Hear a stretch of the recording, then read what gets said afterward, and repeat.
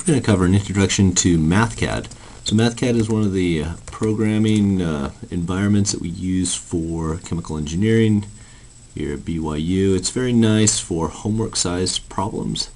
So just come to the course website and then select Overview, and here's some of the topics that we're going to be covering as part of this. Some of the math basics, symbolic manipulations, units, functions, vectors and matrices, graphing, calculus, and solving equations and optimization, data analysis. Okay, and then there's an exam review for the end. We're going to start with this introduction. Okay, so here's just an introduction for MathCAD for engineers, and here is a sheet right here that gives some common keystrokes. So this is how you use MathCAD. Shortcut keys are going to be very important to be able to navigate MathCAD effectively. Okay, so here are some of the keystrokes. Okay, so just a couple practices there. You can simplify, expand, and factor, for example. Okay, so I'm going to go down. Here's a MathCAD Basics worksheet. So here's something just to get you started, and we'll work through some of these. Okay, so demonstrate all the things that are highlighted. You'll go ahead and just demonstrate those. Okay, but let's. What I want to do with this video, though, is get on to work through the homework. Okay. Okay. Also, one other thing, if you do access MathCAD, you can purchase a student version. Use that link there for 1-year license.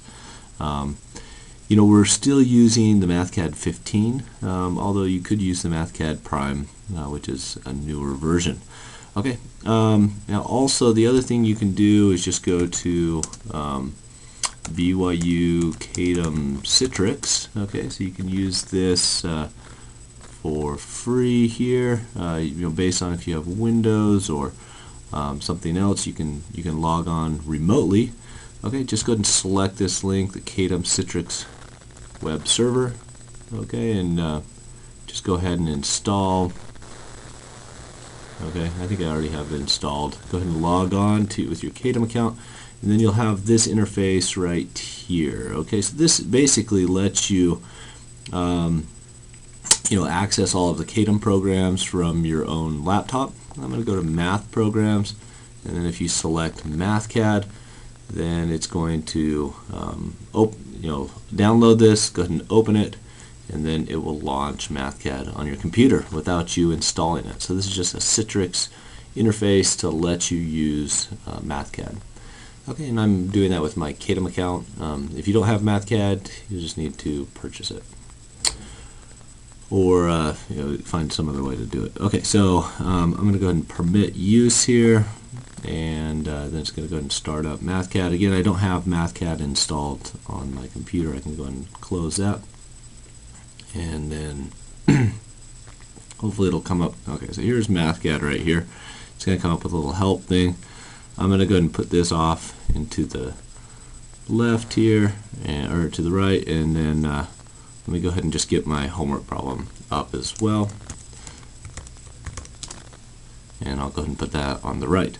Okay, so just go to homework on the course website. We're going to go down to homework number 18. And here it is. I'll throw this one over here. Okay, so let's go ahead and start going through this. Okay, there we go. Okay, so to type, first of all, to type text, you go ahead and just, let's see if I've got this here. Okay, just go ahead and do a quote. Okay, there it is, a quote, double quotes, to get a text box. Okay, and then you can put something like problem 1. Okay, now you can also do text if you just start typing and then you do a space. It'll convert it into text. You see how that variable, which was problem, okay, I can set that equal to 1, or if I hit the space, it'll turn it into text. It no longer becomes an equation, it just becomes a comment. Okay, so go ahead and do that first. Just say problem 1. Okay, and the first thing, write the following text at the top of the MathCAD page. Okay, so go ahead and do the double quotes, and then assignment number 8, MathCAD homework. Okay, so this is actually number 18, and that's going to be homework number 1. Okay. I apologize if you hear a little bit of noise in the background. They're actually building the new engineering building. So, okay, so let's go with problem 2. Okay, and then what we're going to do is go ahead and evaluate the following expressions. Okay, so we have when x, okay, so now you can do the equals. If you just hit the equal sign, if it's not defined, it'll put the colon and then an equal. Or if you want to force it to define something, let's say I have x equals 4, and then I want to define it as something different. Okay, if I just hit the equal sign again, it's going to just turn into something without the colon equals there. So what I'll need to do here is just do x and then hit colon, and then it'll define it as, for example, 5. Okay, and then if you just hit x and then the equal sign, there is it's going to be equal to 5. Now if I drag this up, for example, let me go ahead and just drag it over here. You know what, that dragging, okay, so let's try to drag it. No, I still can't quite get it. Sometimes okay, there it is. So if I put it up here, then x is going to be equal to 4 because it's going to go left to right and top to bottom in terms of the order in which it displays things. And if I type x equals here, x in this part of the sheet is going to be equal to 5. Okay, so let's go ahead and just say x equals 4. Okay, and then let's go ahead and evaluate the expression. If you want to get a parentheses, you can just do open parenthesis, close parenthesis like that. Or if you want a shortcut, do the single quote, and then it'll give you some parentheses. X to the 0.5. If you hit the space, then it'll select.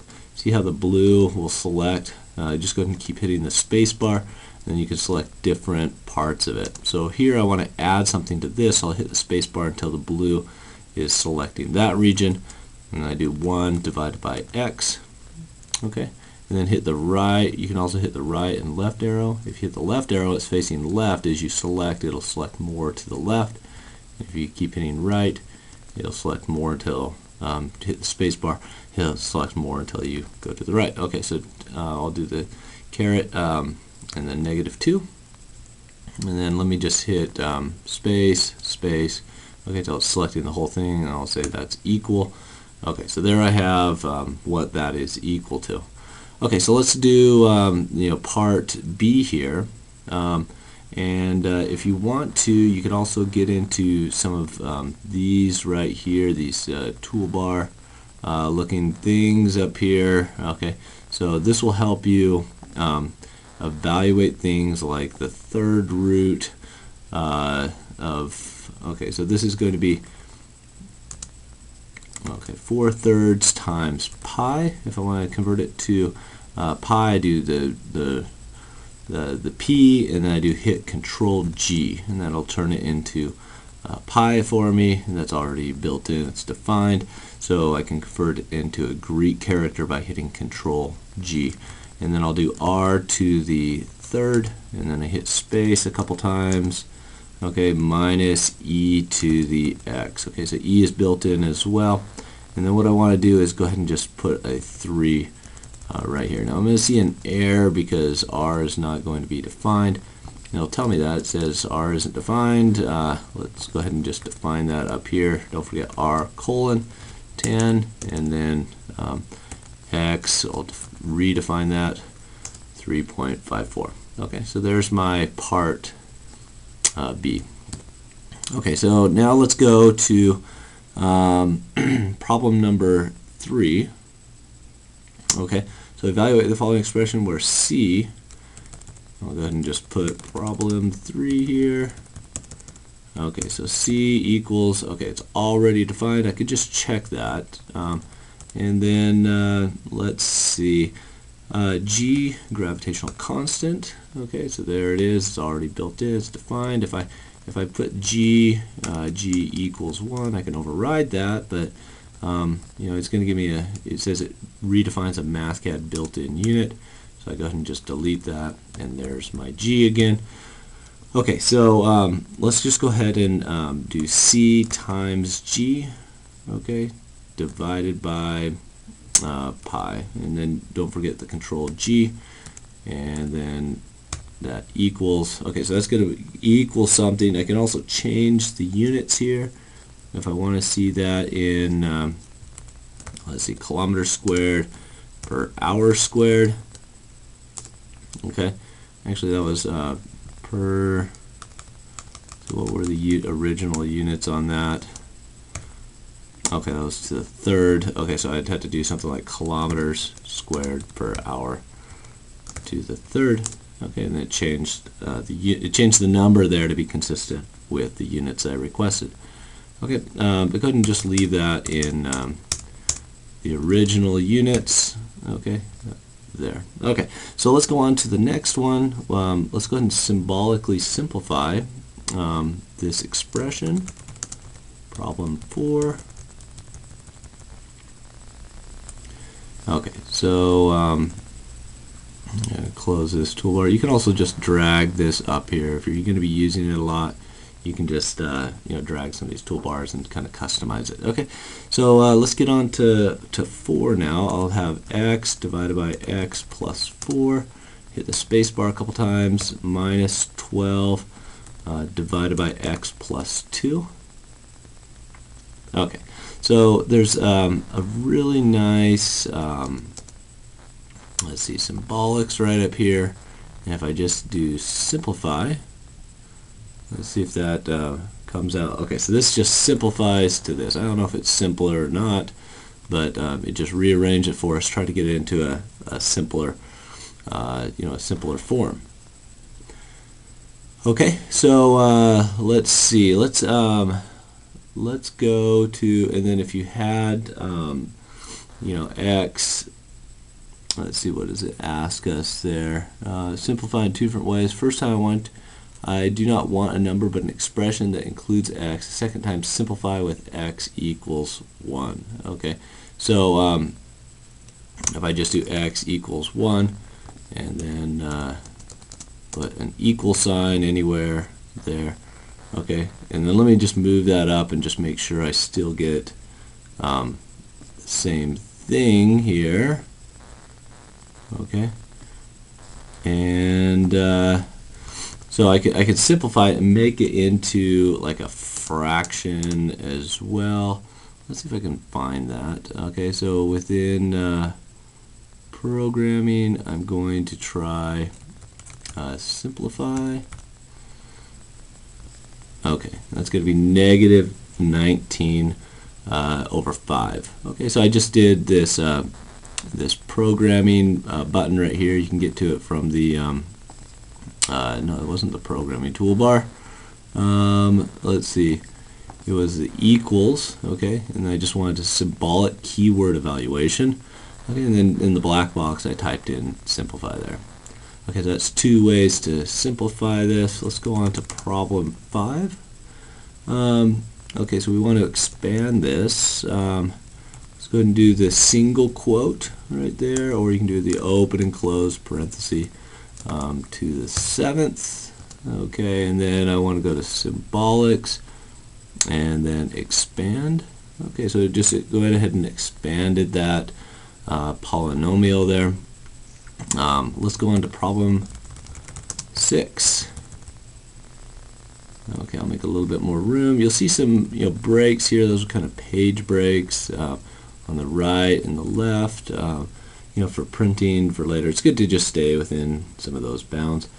Okay, so let's do the next one now. Symbolically factor this. Okay, so I have x to the 5th, 10 times x to the 4th, 35 times x to the 3rd, plus 50 times x squared, plus 24 times x. Okay, so you could do this yourself if you had to factor it yourself. Okay, so but let's go ahead and just try this with the factor in the symbolics, and we'll go ahead and factor that polynomial for you. Okay, let's go on down to problem 7. Okay, now problem 7. Okay, so let's see. Problem 7 aligned the two equations above with this button. Okay, so I'm going to copy them right down here. I'm going to move it out of alignment. Okay, so this makes it a little bit nicer when you're trying to do your homework and you just want to align things and make it look nice. Okay, and then if you just come up here and align them, then it'll just put them together. So you can move them around, for example, if you want. Okay, so there's problem 7. Problem 8. Okay, so let's go look at problem 8. Do the following unit conversions. Convert the speed of light. Okay, there's the speed of light, c, as long as you didn't redefine that, to miles per hour. Okay, so there it is in how many miles per hour you travel if you are a light particle in a vacuum. Okay, but the way that you do that is there's going to be, when you select this and hit the equal sign, there's going to be this little black box right here off to the right. And so there's where you can change the units. Right now it's in meters per second. Let's just do miles per hour. If you don't remember a unit, you can always come up here to this little measuring cup and you can kind of look up what units are there by different categories, and then go ahead and insert those. So if you forget the name of a unit, you could also redefine, you can define new units as well. Okay, I'll show you how to do that in just a little bit. The density of water. Let's do the density. Do rho for, or do R for rho, and then do Control G. That'll give you the rho symbol there, and then to get a subscript, hit the period. Okay, and then we'll do H2O, and then you'll see when you say equals. Okay, then you can define 62.4 pounds per foot cubed. There's the density. Okay, and then if you redefine it over here, H2O. Okay, don't forget the 0 versus the O. Don't mix those up. I do that all the time. Okay, so there it gives you an SI unit. So you might want to change it. For example, if you needed to, you could go and change it. You can also highlight this. Right-click, go Properties, highlight region. If you just want it to kind of pop out on your sheet. Okay, you'll notice the dot went away, so it just tries to pretty it up. But when you select it, you'll see that dot is there, so you can remove it for the subscript. Okay, so let's go on to C. Convert the ideal gas constant. I'll just do R subscript G, 0.08206 liters atmospheres per mole Kelvin. Okay, I'm just going to do the MOL for mole. RG. Okay, so there it is in some other units, but let's go ahead and just do joules, J, per mole Kelvin. Okay, so there it is in joules per mole Kelvin. Okay, so you can see a little bit about how to enter things in, change the units, display them in different ways. Okay, so let's convert the ideal gas constant to BTUs pound mole ranking. Okay, so it gives us a little hint there. Let's just do RG. We already have that defined. Okay, and so we're going to do BTU per pound mole ranking. Okay, but pound mole is going to be undefined. So if you need to insert a little bit, go ahead and select your red arrow right up there. And then we're just going to redefine a new unit, which is a pound mole. Okay, so that's going to be 1 times pound divided by gram times mole. Okay, and that gives us a pound mole. So we just defined a new unit that we could use in one of our expressions.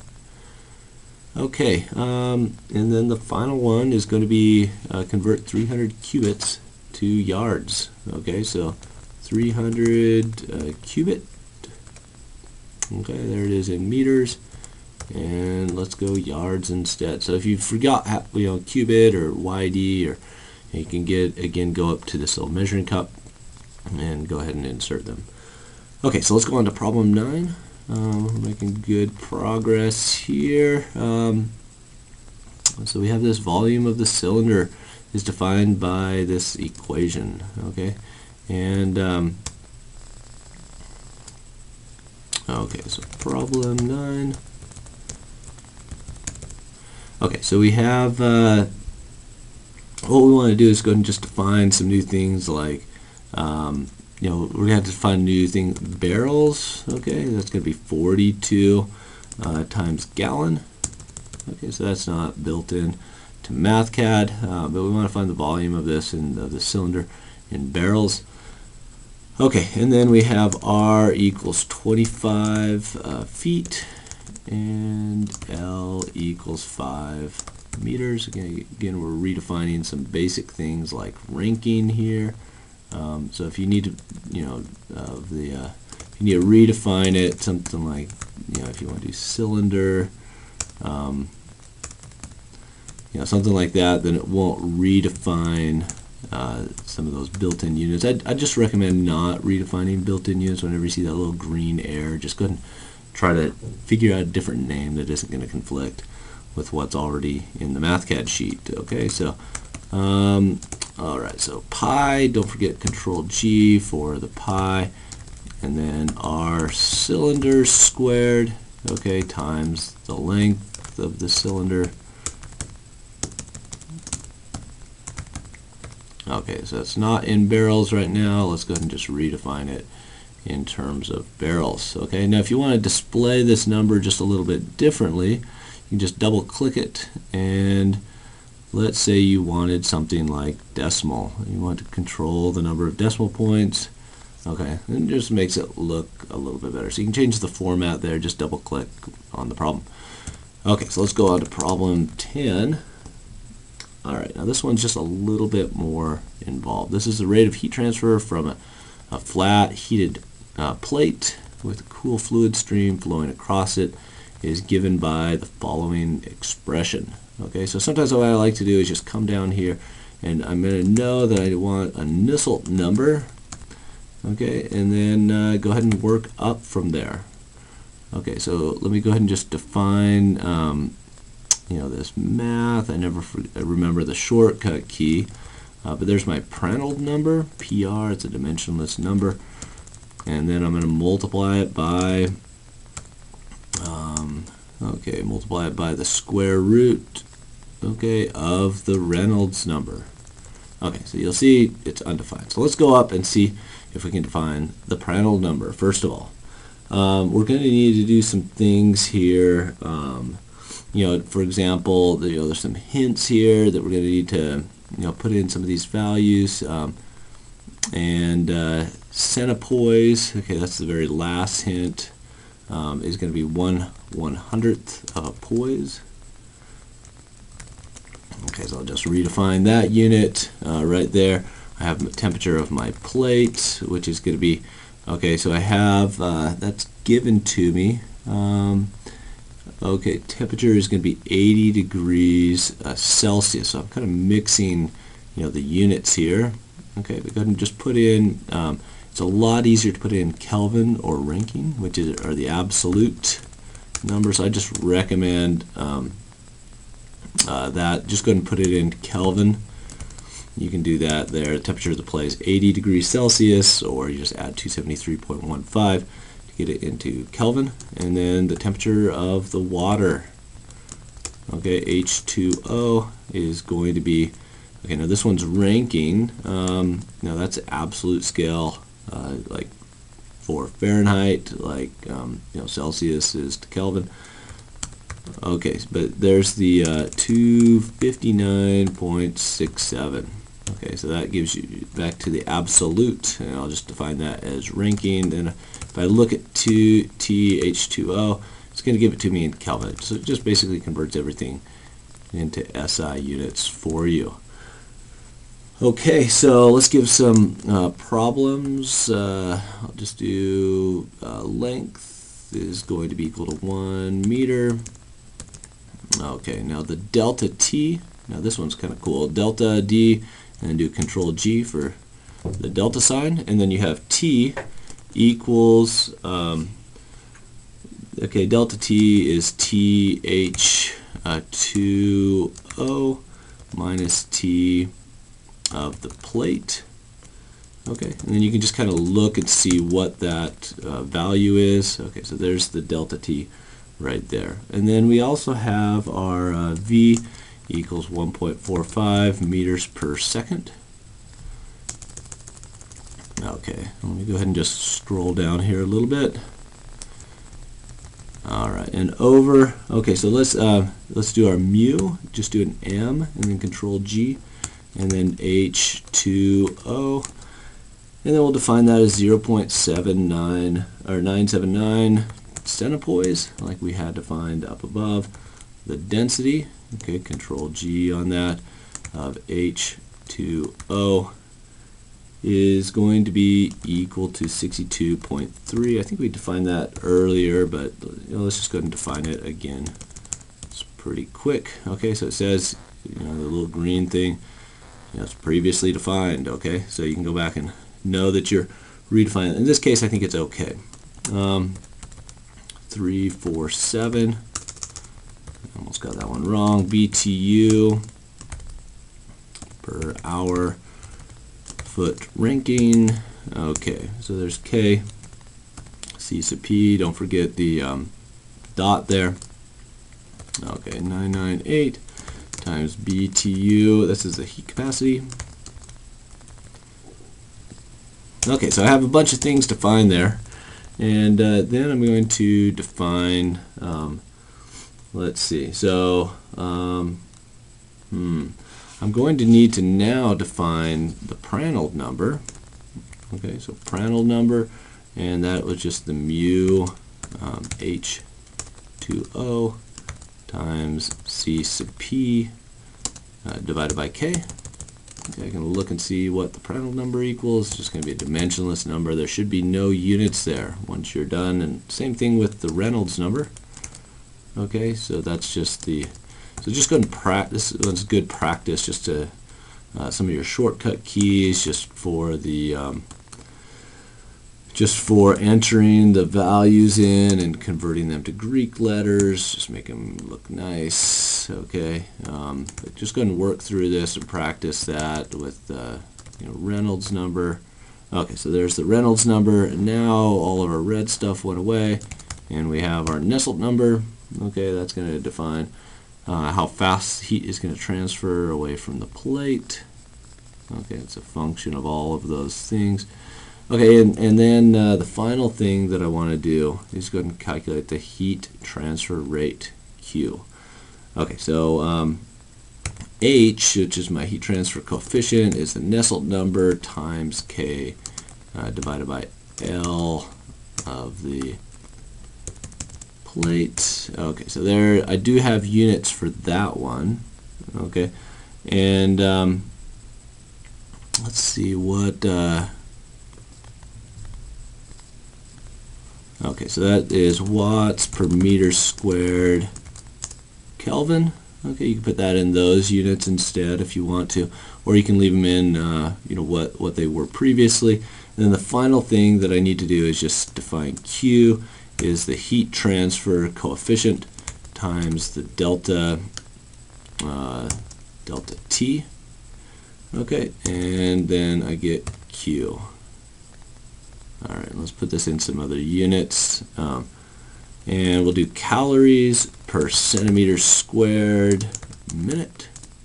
Okay, so there we have it. We have it in these different units than SI units, and we just worked through this heated plate problem to try to determine this Q value.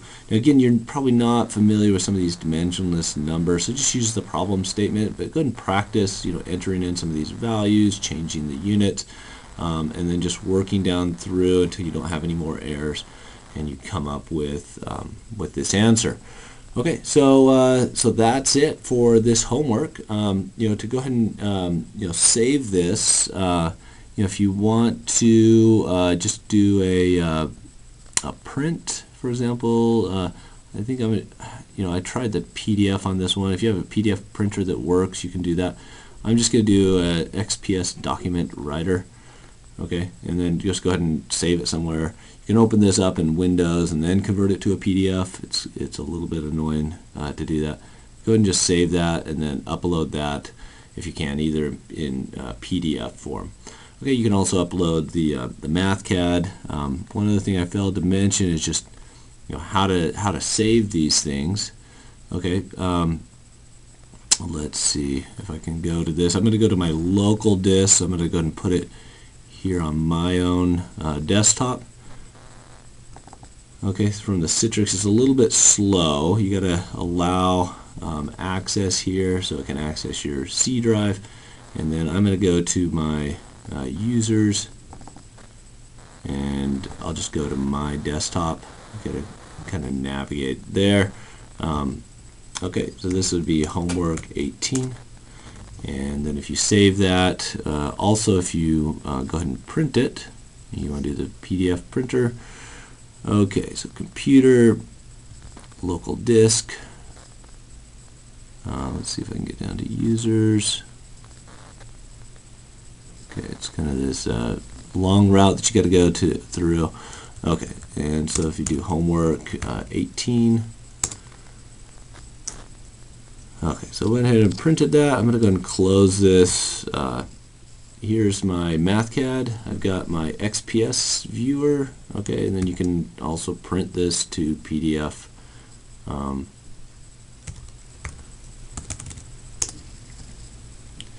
Okay, and then it will save it. Where did I put that? Okay, let me try that again. See where I actually put it. Okay, it was in documents. Okay, so if I just come into that document, and I'm still not seeing it. But anyway, it should show up if you put it in the right place. You'll have a PDF of your solution that you can then turn in.